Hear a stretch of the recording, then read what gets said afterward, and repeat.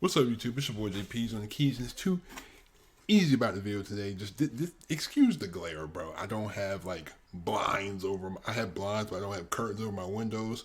Sort of, the sunlight is gleaming in. But I wanted to show y'all something, right? So I received this for my birthday last year.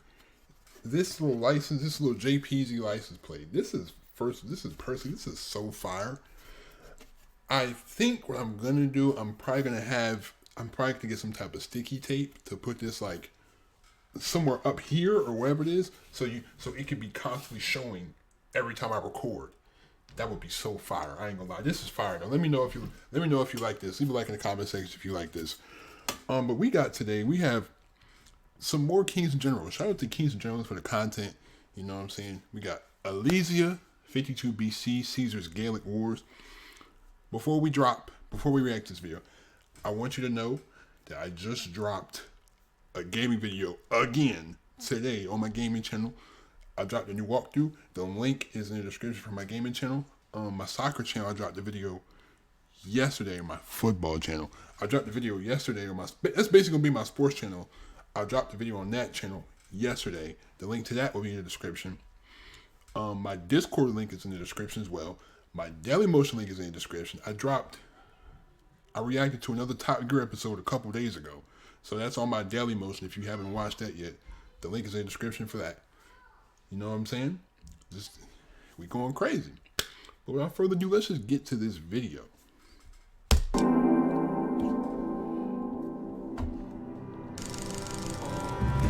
After years of campaigning, Caesar had lost his first open battle against the Gauls, this time led in a revolt by the Arverni. Shout out to JC for recommending this. Like, I seen your comments, bro. I seen them. You know what I'm saying? I finally had to get some time, but I seen them. King Vercingetorix. His allies, both in Rome and in Gaul, were now wary of the situation and would pounce if he couldn't prove that he was still in control.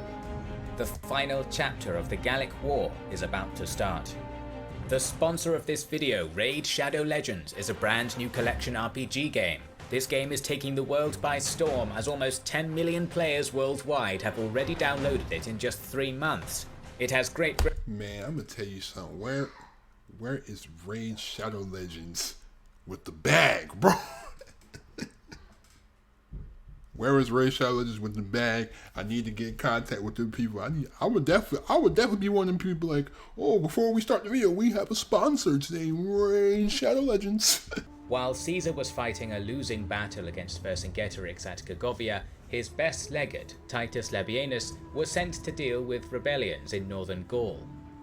Local Gauls, emboldened by Vercingetorix and led by Camulogenus, were consolidating around modern Paris, which was called Lutetia at that time and was the capital of the Parisii. Labienus had left a legion near Agedincum in order to have a supply line to Caesar and marched with 4 more legions towards Lutetia. His troops took Metlosidum along the way, but their attempts to cross the river Seine were blocked by Camulogenus. Labienus was forced to retreat back to Metlosidum. Luckily for him, his scouts had found another crossing near Metlosidum. He crossed there and moved against the Gauls. However, Camulogenus used Vercingetorix's scorched earth tactic, burning Lutetia and retreating to the swamps beyond. He said you even had no resources. Labienus learned about Caesar's defeat at Gergovia, which provoked a big Gallic tribe called Bellovaci, led by Corius, to rebel. So he knew that he had to retreat beyond the Seine and unite with his legion in Agedincum. Labienus' decision to divide his forces into 3 provoked Camulogenus into attacking him to the south of Lutetia without waiting for the Bellovaci, and in the ensuing battle, the Romans used the fact that their divided forces were closer to each other. Each group supported the other, and the legions managed to defeat the Gauls with ease. Camulogenus was killed in the process, which slowed down the consolidation of the anti-Roman rebellion in northern Gaul. That's crazy how their backs to the wall, knowing they had to retreat, they still just murked dude. They just got him up out of here. That's crazy. That just shows how good of an army he had, though. That's like, you gotta think Rome has literally the best army in the world. So it's like, you see these two other colonies up here, they say, oh, there's a chink in the armor. We might have to do it, because a lot of people are kind of like, dang, Rome is really strong. And now it's like, oh my God, he's been defeated. Now's our chance. But then you see the army that was retreating just, okay. Caesar and Labienus both retreated towards Agedincum, where they united their forces. Meanwhile, more and more Gauls were joining the rebellion, and after the rest of the Aedui joined it, even the Roman province of Narbonensis was attacked by them. Caesar and his 10 legions moved through the Sequani and Lingonese territory to the east, in order to gain a line of retreat to the Roman province of Gallia Transalpina. At the same time, Caesar's envoys secured a group of Germanic mercenaries who joined the Roman cavalry. Vercingetorix and his 80,000 tried to attack Caesar when the latter was trying to cross the Vingaiani River, but the Romans were able to stop the attack with ease. It is not clear why, but this minor defeat either disheartened Vercingetorix or showed him that he couldn't win against the Romans in an open battle, so he probably tried to recreate the factors that led to the victory at Gergovia when he retreated to the Mandubii capital of Alesia. Caesar followed him to the settlement. Alesia was a well-defended city on a hill, and Vercingetorix sent messages to his nearby allies to come to his aid. Vercingetorix was in a strong position. He outnumbered Caesar, commanding a force of up to 80,000 men, and was surrounded by allies who would be able to quickly send men to reinforce him. From his position, it should be a simple rerun of Gergovia. He would wait on the high ground for his allies to arrive so they could either disrupt the Roman supply lines or attack them in the rear. Caesar had learnt his lesson though. Despite his smaller numbers, he immediately began the work of fully surrounding and besieging Alesia, something which Vercingetorix had been able to prevent him doing at Gergovia. The Romans began constructing a 16-kilometer wall, fully encircling the entire city, complete with palisades, trenches and towers, hoping to cut off any escape. Vercingetorix sent his cavalry out to try and disrupt these works, but the legions were able to form a defensive line to hold them, while the German auxiliaries flanked around the side.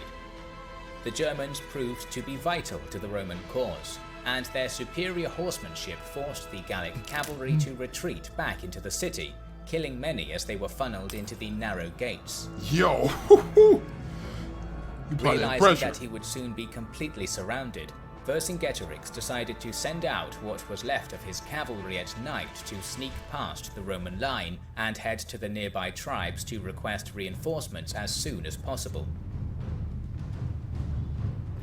Upon completing the first wall, Caesar learned from some Gallic deserters that these messengers had been sent, and so constructed a second wall, this one almost 21 kilometers long and complete with 2 trenches and a moat, facing outwards to protect against any Gallic reinforcements, creating a donut-like structure with Alesia in the center. Yo, this man is unbelievable. This man built a city that already had a wall, built a wall around the city to guard him, even though he's surrounding Alesia, and then built another wall outside of where he's going. Yo, he said, you not getting out at all. Only way you getting out is in a coffin. Dang, he said no escaping. He next sent out huge foraging parties to collect enough food to sustain his troops for the next 30 days. In doing this, Caesar had effectively robbed Vercingetorix of his advantages.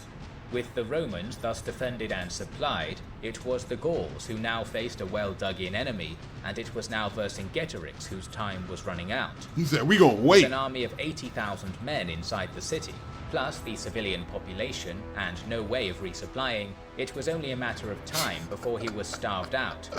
He said, we gonna wait. We gonna wait. We gonna cut off your supply lines. We gonna surround you. We just gonna sit here, we gonna dig in, we gonna dig some trenches, we got supplies, our troops are very well supplied and nourished, and look at y'all inside that starving city. We just gonna sit here, play the waiting game. Caesar's magnum opus. Faced with a desperate situation, Vercingetorix made the difficult decision to expel anyone who wasn't going to be fighting: the old, the sick, women and children. He had hoped that Caesar would allow these people through the Roman defences and to safety, but Caesar was not in a merciful mood. He refused to let them pass, and the civilians were left between the walls of Alesia and the Romans, imploring both sides for food and water, neither side relenting. Over the next few days, many died of starvation and thirst, the space between the armies becoming full of the dying and dead. Whoa. Yo, this man, Caesar. He said, you know, not even the civilians. You ain't get no food. I ain't sparing nobody. No. The Gallic allies finally arrived to try and relieve the siege, under the command of Vercingetorix's cousin, Pacification. It is hard to say precisely how many there were. Caesar claims that the number was as high as 250,000, with modern estimates suggesting somewhere between 70 and 100,000. Whatever the true number was, all agree that the Romans were now significantly outnumbered, at least 2 to 1. On the first day of their arrival, they quickly filled in the first Roman trench and sent across a combined force of light infantry and cavalry to probe the defences, whilst the rest of the army set up camp. Caesar countered by sending out his own Germanic cavalry, and a fierce skirmish ensued. From their elevated position inside the city, the besieged Gauls saw that their allies had arrived, and simultaneously began massing for a sally against the inner fortifications. However, the Germans once again proved their skill, outmaneuvering and flanking their Gallic counterparts, forcing them back across the trench and into the Gallic camp. Seeing his allies defeated, Vercingetorix decided to bide his time and he said, held let me off get back, his get attack. back. He said, The not so reinforcements fast. spent the next day constructing siege ladders, and then, at midnight, launched another attack. Taking the Romans by surprise, they found some initial success, but Mark Antony, in his first battle, was commanding this section of the wall and proved himself to be a composed and skillful lieutenant, pulling troops from other sections of the walls to reinforce his position. Again, Vercingetorix began to sally out to try and help his allies, but was delayed by having to fill the Roman trench. By the time he had crossed it, Antony had successfully fought off the assault, and Vercingetorix Gotta go back again. into the city. Gotta go back Following again. these two failed assaults, Vercingetorix conducted more thorough reconnaissance of the Roman position, and discovered that a steep hill overlooked the Roman wall in the northern section. Hoping to use this high ground to his advantage, the next day the Gauls used their overwhelming numbers to attack the entire length of the outside wall, but concentrated a larger force under Vercingetorix on this portion. At the same time, Vercingetorix again sallied out, this time attacking the length of the interior Roman fortifications, hitting wherever looked weakest. This was the toughest the fighting had been so far. Caesar, as he had done at the Battle of Sabis, dashed from cohort to cohort, urging his men on, leading reserve cohorts personally to points where the defences looked like they were faltering. Vercingetorix began making headway, piling earthworks up against the walls in order to mount them, and using hooks and siege engines to tear down the Roman defences. Caesar committed every man he had left of his reserves, pulling every man who could be spared and sending them into the action. It was a desperate battle for the Romans. Between the two walls there would be no escape, and if the line faltered, the entire army would surely be wiped out. The Roman line was holding the Gallic army, but it seemed like it wouldn't last for long. But then, Caesar appeared at the top of the hill. Leading the Germanic auxiliaries, he crashed into the rear of the Gallic reinforcements. Surrounded now on all sides, the Gauls who had pushed through the breach were decimated, and the tide of battle changed. Seeing their largest contingent broken, the morale of the rest of the Gallic reinforcements shattered, and they quickly fled. With this threat thus neutralized, the Romans turned to deal with Vercingetorix, who was attacking the interior wall, Big and verse. they were able to force him back into the city. Damn, verse. Well, this is the third time you done been sent back to the city. First time, you thought something was going to go down, then they beat your force. Gotta go back. Second time, gotta go back. Third time, you gotta go back. With the city still besieged and his reinforcements spent, Vercingetorix surrendered. It is unknown how many Romans died, but the casualties must have been fairly significant given the intensity of the fighting, particularly at the point where the fortifications had been breached. The Gallic relief force suffered heavy casualties, the entirety of the besieged army in Alesia was either killed or enslaved, and both Vercassivellaunus and Vercingetorix were taken alive.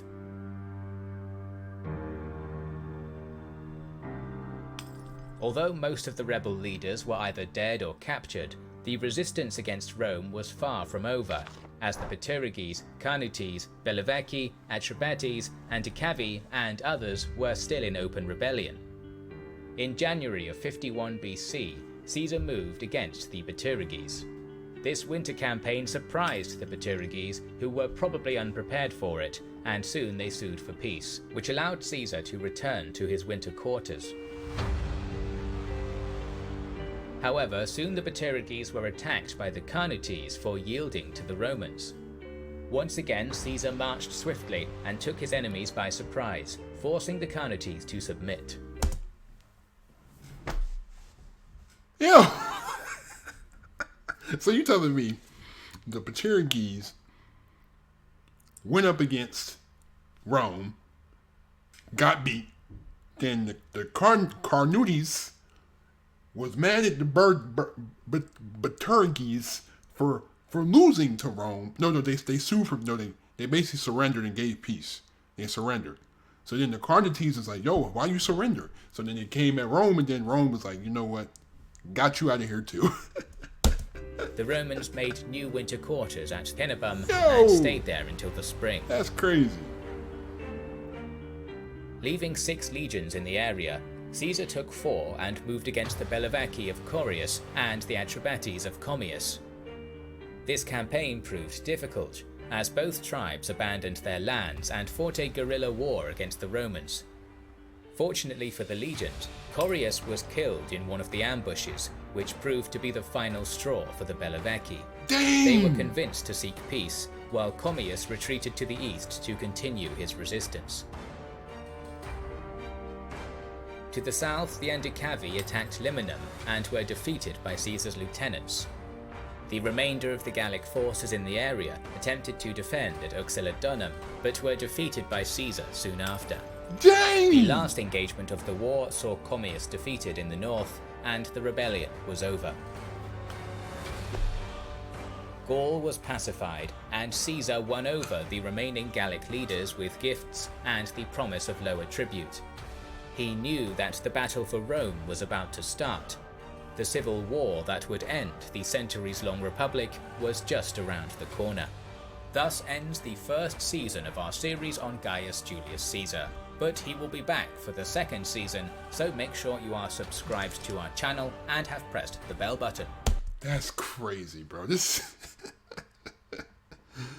man literally saw the verse of whatever the verse do. After his name was super long, was in Alesia. Dude built a wall around the city, and then built where his troops in front of his troops, and then built another wall around the troops, and then fought off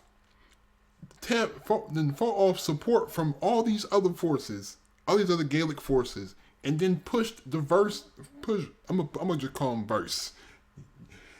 He pushed Verse back into Alesia 3 times and then beat him. That's freaking crazy.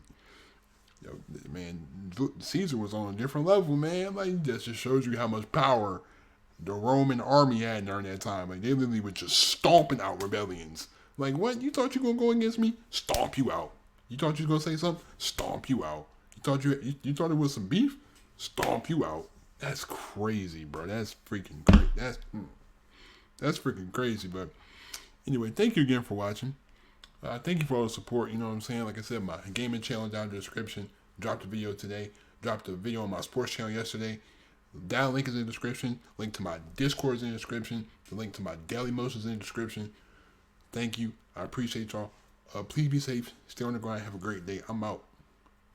Leave a like on the video. Hit that subscribe button if you're new to the channel. Turn on those post notifications. We are really close to 12,000 subscribers. Thank you so much. I'm out. Peace.